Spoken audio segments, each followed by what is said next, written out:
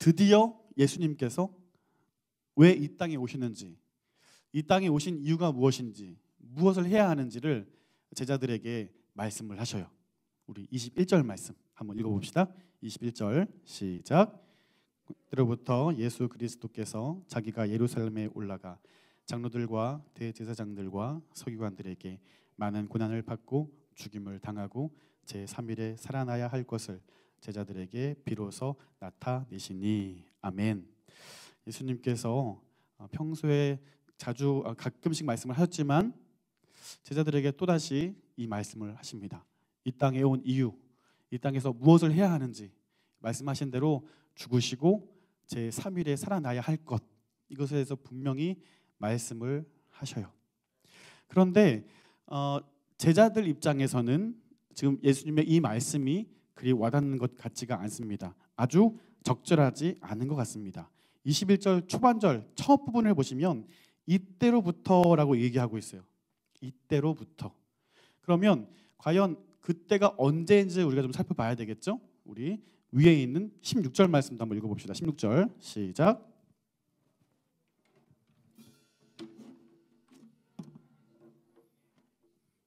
아멘. 베드로가 어쩌면 생애에 있어서 가장 훌륭한 말을 한 적이 아닐까라고 생각이 들 정도로 그가 예수님에 대해서 누구인지에 대해서 분명히 고백하는 내용입니다. 이 말씀을 들은 예수님이 감동을 하셔가지고 17절 18절 내용을 한번 보십시오.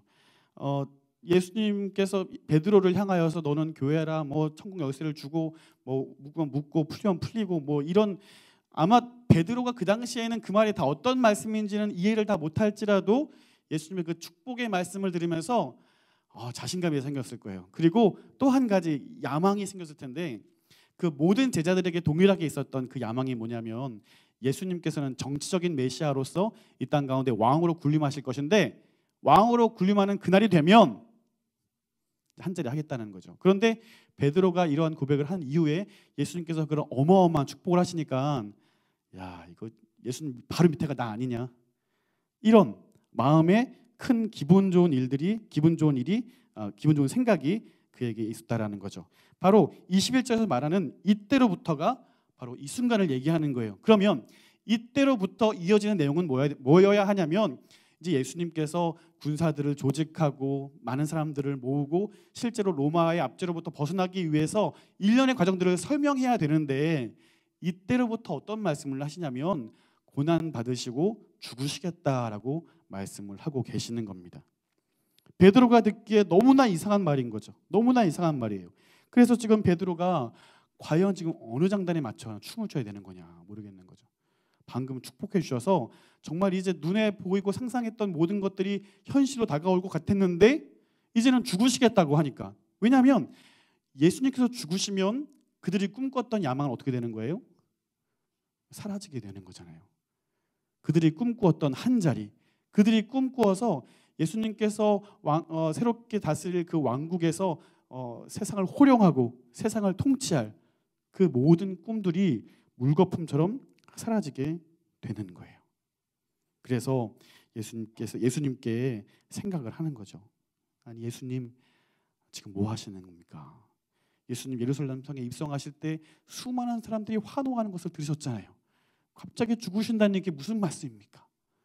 베드로는 전혀 이해가 되지 않고 오히려 만류하고 있는 거예요. 자, 22절 말씀도 우리 함께 읽어봅시다. 22절 시작.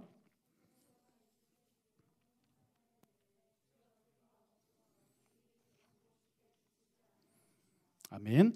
어떻게 보면 이 구절만 톡 떼놓고 보면 베드로가 역시 수제자여서 예수님을 그래도 끔찍하게 위하는구나 이렇게 생각할 수도 있을 거예요. 절대로 예수님께 그런 일이 벌어지지 않을 거예요. 아주 끔찍하게 생각하는구나라고 생각할 수 있겠습니다. 그러나 베드로의 이 외침은 주님을 위한 것이 아니라 오히려 자기 자신을 위한 것이라는 사실이 분명히 드러나는 거예요. 그 항변하다라는 말이 뭐죠? 항변하다. 다른 생각들에 대해서 그 생각이 맞지 않아요라고 자기 생각을 이렇게 얘기하는 거잖아요. 그런데 이 헬라어의 원어를 보면요, 이 단어에 어떤 의미가 있냐면 꾸짖다, 혼내다 이런 의미가 있는 거거든요. 그러니까 우리가 생각하는 예수님 절대로 그런 일이 벌어지지 않을 거예요 라면서 예수님 바지가랑이를 붙잡고 애절하게 말하고 그런 분위기가 전혀 아니라 오히려 예수님의 멱살을 붙잡고 혼내고 있는 거죠. 절대로 그런 일이 벌어지면 안 된다라고 얘기하고 있는 거예요. 정신 차리라고 얘기하는 거죠. 지금 당신이 해야 될 일들은 로마를 쓸어버리고 새로운 왕권을 만들어서 우리가 그토록 고대해오던 새로운 왕국, 다윗의 왕국을 다시 한번 새롭게 건설하는 것이지 당신의 사명이 죽는 것은 절대로 아니다라고 얘기하고 있는 거예요. 화를 내고 있어요. 늘 주라고 이야기했고 메시아라 이야기했고 선생이라고 이야기했던 그분에게 질책하고 꾸중하고 원망하고 있는 겁니다. 베드로는 예수님을 그렇게 책망하고 있어요. 예수님의 발언에 실망해서 그는 본심을 드러내고 있습니다. 예수님을 따랐던 이유가, 예수님을 따라서 함께 걸어갔던 이유가 예수님을 위한 것이 아니라 자신의 야망이었음을 분명히 드러내고 있는 장면이라는 겁니다. 여러분, 지금 예수님께 대하는 베드로의 모습을 보면서 그래도 그렇지 어떻게 예수님께 그렇게 꾸짖고 예수님을 혼내고 그렇게 할 수 있냐, 좀 심한 거 아니냐 이렇게 생각할 수도 있겠습니다. 하지만 돌이켜 생각을 해보면 그 심한 일들을 저와 여러분이 하고 있지 않았는가라는 겁니다. 예수님을 따르는 것이, 예수님을 신앙하고 예수님을 믿는 것이 여전히 그분의 뜻과는 관계없이 내가 무엇인가를 얻으려 하고 내가 무엇인가를 누리려고 하고 내가 무엇인가를 쟁취하기 위한 것이라면 오늘 우리는 마음의 준비를 해야 되겠습니다. 어떤 준비냐면 여러분 졸리시니까 한번 따라해 보십시오. 욕먹을 준비. 예수님이 뭐라고 욕하시냐면 사탄아 내 뒤로 물러가라라고 말씀하시거든요. 아니 하루 아주 잠시 그 짧은 찰나에 베드로가 천국과 지옥을 지금 경험하고 있는 거 아닙니까? 16절에서는 야 네가 정말 대단하다. 너 위에 교회를 세우고 뭐 하늘에서 매면 땅에서도 매일 것이고 이런 천국 열쇠가 너 거야 얘기했다가 잠시 후에 이 사탄아 그러니까 베드로가 깜짝 놀라는 거죠. 지금 경각심을 갖는 거죠. 그리고 그 주위에 있는 모든 제자들 역시 깜짝 놀랍니다. 왜냐하면 베드로를 위한 일침이 아니라 베드로와 똑같은 생각을 하고 있던 모든 제자들에게 동일하게 일침을 가하고 있는 것이기 때문에 그렇습니다. 모든 제자들도 마찬가지 생각을 했잖아요. 누가 더 큰 자냐? 누가 더 큰 자냐? 요한과 안드레의 어머니는 와가지고 뭐 로비하잖아요. 당신이 왕이 되면 아들 녀석 하나는 우편에, 아들 녀석 하나는 좌편에. 이 얘기 듣고 사람들 또 막 싸우잖아요. 저 녀석이 저거 왜 저러냐? 누가 더 큰 자리 할 거냐? 누가 더 많이 해먹을 거냐? 누가 더 좋은 자리에 앉아가지고 편안하게 살 거냐? 이것이 그들의 관심사였는데 예수님께서 일침을 가하시는 거예요. 그러한 생각을 가지고 있는 자들에게 사탄아 내 뒤로 물러가라. 너가 하나님의 일을 생각하지 않는구나. 도리어 사람의 일을 생각하는구나. 오늘 이 일침이 저와 여러분을 향한 일침인 것을 여러분 믿을 수 있으면 좋을 것 같습니다. 어쩌면 우리도 너무나 많은 것을 구하고 있었진 않은가라는 생각이 듭니다. 너무나 많은 것. 과거와는 달리 신앙생활 하기가 그렇게 어렵지 않은 시대인 것은 자명한 것 같습니다. 과거에만 하더라도 특히 우리가 알고 있는 뭐 지금 공산 정권인 나라들은 예배 드리는 것 자체가 참 힘든 나라들도 많이 있잖아요. 우리 이번에 선교사님들께 선물을 보내면서 선교 카드를 쓰는데 어떤 나라는 선교사님의 신분이 드러나면 안 되니까 최대한 이제 기독교적인 용어를 다 빼야 되는 거예요. 선교사님이라는 거 말쓰면 안 되니까 선생님. 또 어떤 분들 또 모르고 또 선교사님 썼다가 다 이렇게 찢어버리고 안 찢었나요? 찢으면 속상하니까 폐기 처분시키고 그렇게 조심스럽게 예배드리고 조심스럽게 모이고 조심스럽게 선교 활동을 하고 있는 나라가 있다라는 거예요. 그에 반해서 오늘 우리가 드리는 이 예배는 그렇지 않잖아요. 누가 예배드린다고 해서 끌어내거나 예배드린다고 해가지고 뭐 붙잡아가지고 불태운다거나 그러지 않잖아요. 그런데 한편으로는요, 우리에게 주어진 이 많은 자유들이 어쩌면 우리에게 더욱 많은 유혹거리로 오지 않느냐라는 생각이 있습니다. 특히 우리 시대에 열심히 돈을 많이 모아가지고 돈을 벌어 한 달 동안 열심히 일해서 돈을 벌었는데 어떻게 그걸 11조를 드냐 이거지.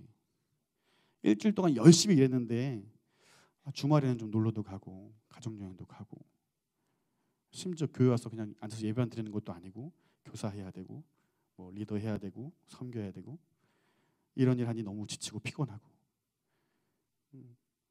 그렇고 하지 않는 사람들에 대해서 부러운 마음을 가져보기도 하고 말입니다. 이런 이야기를 할 때 정말 그렇지 내가 왜 이렇게 힘들게 살았을까 이런 생각들을 하시면 조금 위험할 수 있는데 사실 그런 거예요.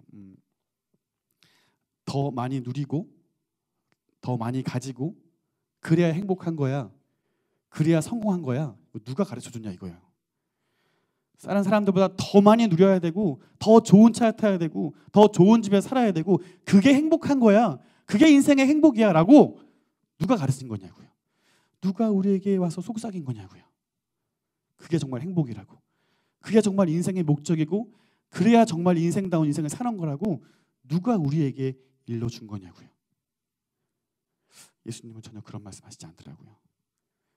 성경은 오히려 그런 이야기들을 전혀 하고 있지 않더라고요. 예수님께서 제자들에게 너희들이 사람의 일을 생각한다 하나님의 일을 생각하지 않는구나 라면서 일침을 가하실 때에는 어쩌면 아주 안타까운 마음으로 예수님의 뜻과 사명에 대해서 분명히 말씀해 주시기 위함이라는 사실도 우리는 떠올려 볼 수 있을 것 같습니다. 사랑하는 예수가족 여러분, 제자라는 것은 예수님을 따라가는 사람들일 겁니다.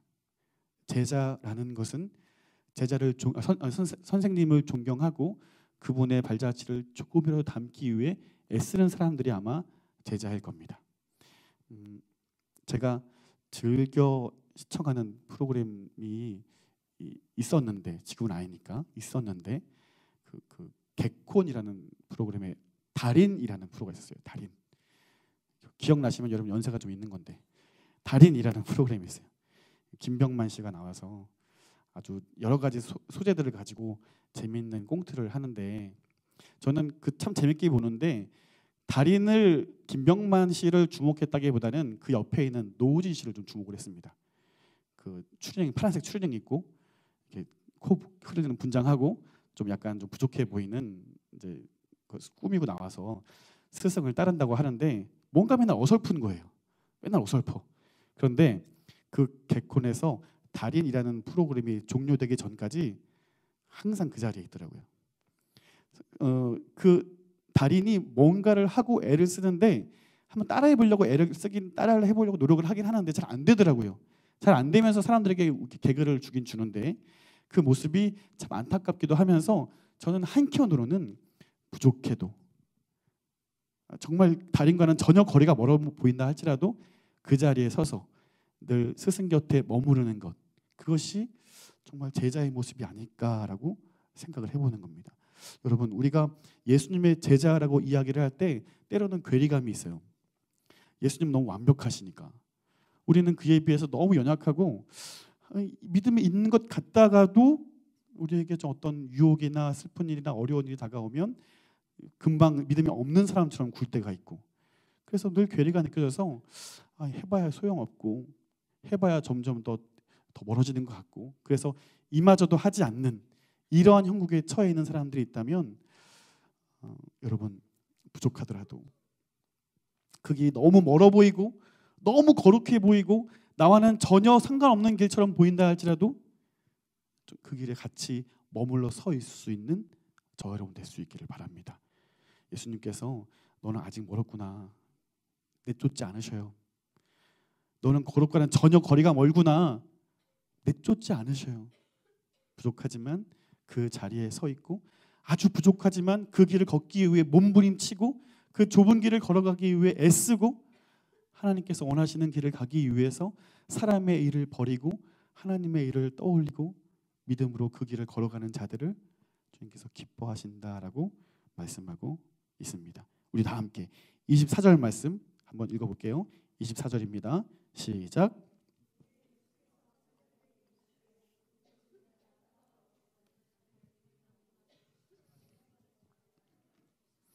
아멘.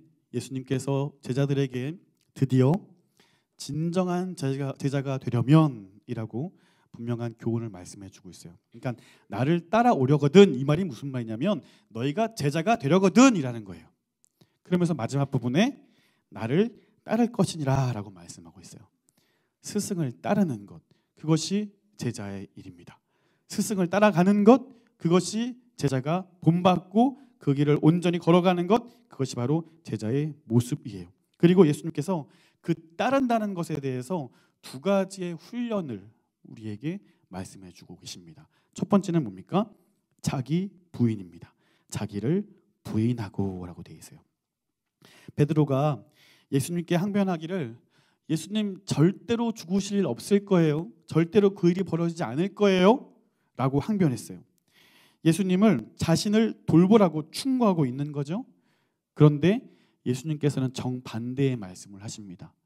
나를 돌아볼 것이 아니라 자기를 부인하는 것이 바로 제자의 모습이다라고 말씀하고 있어요. 오늘 우리가 이 말씀을 기억하면서 우리에게 계속해서 쫓아오는 이러한 유혹과 우리에게 계속해서 도전되는 모든 삶의 유혹으로부터 우리는 온전히 거절할 수 있어야 되겠습니다. 세상의 가르침, 더 많이 가지고 더 많이 누려야 된다라고 이야기하는 것들에 대해서 이것이 사람의 일인 것으로 인정하고 그러면 하나님의 일이 무엇인가에 우리가 더욱 주목해 보아야 되겠다는 것입니다. 여러분, 사람의 일 더 많이 누려야 하고 더 많이 가져야 하고 성공해야 하고 이러한 것이 베드로가 품었던 야망에 대한 이야기가 아닌가 하는 거예요. 정작 예수님께서 무엇을 원하시는지, 왜 이 땅에 오셨고 왜 죽으시고 3일 만에 부활하셔야 될 것인지 이런 말씀을 하는지에 대해서는 전혀 관심 갖지 않는 거예요. 그런 말씀만 하시면 귀를 닫고 막아버리는 거예요. 왜냐하면 그 말씀은 자기들에게는 전혀 도움이 되지 않는 말씀이거든요. 오히려 오병이어를 통해서 많은 사람들이 인기를 얻을 때 한 발짝 한 발짝 그 야망에 도달하는 것처럼 그들은 착각했다는 겁니다. 많은 사람들이 예수님을 붙잡고 임금 삼으려 할 때 그런 순간에는 제자들이 예수님을 더욱 따르고 그러한 분으로 오시지만 이러한 말씀하실 때만큼은 귀를 막는 거예요. 듣지 않는 거예요. 자기를 부인한다는 것은 내 마음의 소리보다는 주님께서 무엇을 원하시는가에 더욱 주목하고 초점 맞추는 것이다 라는 겁니다. 오늘 우리가 이와 같이 자기를 부인하며 주님께 한 걸음씩 나아갈 수 있기를 바라요. 예수님께서 우리에게 명령만 하시고 말씀만 하시는 분이라면 전혀 따라갈 수 없을 거예요. 그런데 결국 예수님도 그 일을 감당하시거든요. 죽으시기 전날 밤 간절히 기도하시면서 결국 예수님의 기도의 응답, 예수님의 기도의 완전한 요청은 뭐였냐면 내 뜻대로 마시옵고 아버지의 원대로 하옵소서라는 기도였어요. 자신의 마음의 소리는 어떻게 하면 이 잔을 피할 수 있을까에 대한 것이었죠. 하나님 능력 있는 분이니까 이 고통만큼만 좀 피해 줄 수 있으시되 저들을 구원할 수 있으면 그 방법을 좀 택해 주세요라고 기도하지만 결국에는 이 길밖에 없다면 내가 따를 수 있게 힘과 능력 주십시오. 그것이 예수 그리스도의 기도였다면, 그분께서 먼저 자기를 부인하는 데에 일을 마치셨다면 오늘 그를 따르는 우리 모든 제자들은 예수님과 함께 뜻을 같이 해야 할 줄로 믿습니다. 그것이 고통스러운 일일지라도, 그것이 남들은 걷지 않는 길일지라도, 그것이 세상 사람들이 말하는 바보 취급당하고 어리석은 일처럼 보인다 할지라도 그것이 하나님께서 원하시는 길이라면 자기를 부인한다는 것, 그것은 내 성공과 내 야망보다 주님께서 나를 통해서 무엇을 일하실 것인가, 주님께서 나를 통해서 무엇을 원하시는가, 이것을 기억하고 이것에 순종하는 일이라 믿습니다. 그래서 자기를 부인하는 것, 그것은 내 힘으로 나를 억제하는 것으로 가능하지 않습니다. 오직 하나님 안에 머무를 때 박정일은 죽고 예수가 사는 것입니다. 예수님도 이 일을 위해서 늘 기도하셨잖아요. 사람들이 그들을 따르고 사람들이 예수를 임금 삼으려 할 때 그는 조용히 산으로 가셔서 기도하십니다. 새벽이 되면 기도하십니다.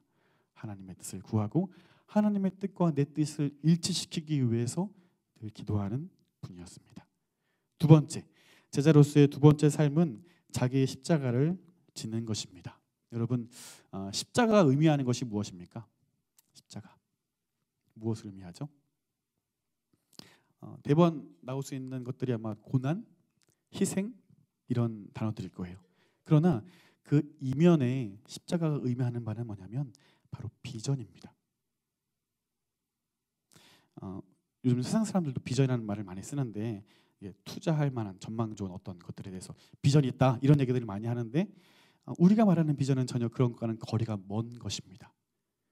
비전은 뭐냐면 하나님께서 여러분 한 분 한 분을 통해서 일하실 것, 여러분을 통하여서 하나님 나라 영광을 위하여 사용할 그것, 여러분이 어떤 모습으로 사용받고 어떤 그릇으로 귀하게 사용될 것인가에 대한 그 비전에 대한 이야기들, 그것을 오늘 비전이라고 이야기할 수 있다면, 주님께서 자기 십자가를 지고 나를 따르라고 말씀하신다면 오늘 나는 주님 앞에 어떤 모습으로 사용받을 것인가에 대한 이야기입니다. 여러분에게 예수님께서 또 하나님께서 어떤 사명을 주셨나요? 어떤 능력을 주셨나요? 어떤 은사를 주셨나요? 어떤 달란트를 주셨나요? 그래서 여러분이 할 수 있는 그것으로 사람들에게 하나님을 드러내고 하나님의 영광을 드러내고 또 교회에서도 여러분에게 주신 그 특별한 능력으로 사람들을 섬기고 도울 수 있도록 하기 위해서 주신 그 능력들은 무엇인가 하는 것입니다. 어쩌면 많은 사람들이요, 한 달란트 받은 종처럼 그 달란트를 땅바닥에 숨겨놓고 아무것도 하지 않으려는 시간들을 보내고 있지 않는가 생각해 보게 됩니다. 그러나 마침내는 그 주인이 결산하는 날이 와서 5달란트 받은 종과 2달란트 받은 종들에 대해서는 잘하였다 충성된 종아라고 이야기합니다. 돈을 많이 남겼기 때문이 아니에요. 주신 것을 사용했기 때문입니다. 사용했고 개발했고 많은 사람들에게 영향력을 주었기 때문입니다. 그러나 1달란트 받은 종일 꾸짖고 나무란 이유는 무엇이냐면 그가 사용하지 않았기 때문입니다. 주신 분의 의도를 기억하지 않고 주신 분의 사명을 기억하지 않고 지금 자신의 상황을 보니까 5달란트, 2달란트에 비하면 1달란트 아무것도 아닌 거예요. 뭘 할 수 있겠냐 이거죠. 왜 주인이 나만 차별하냐라고 오히려 반문했을지도 모르겠어요. 주인의 뜻에는 전혀 궁금해하지 않고 주인의 뜻은 전혀 관심 갖지 않고 자신의 상황을 바라보며 아무것도 하지 않습니다. 그 일에 결산하는 것으로 게으르고 악한 종아라고 평가받게 되는 겁니다. 여러분, 비전이라는 것은요, 내 스스로 찾을 수 있는 것이 아니고 하나님 안에서 찾을 수 있는 것입니다.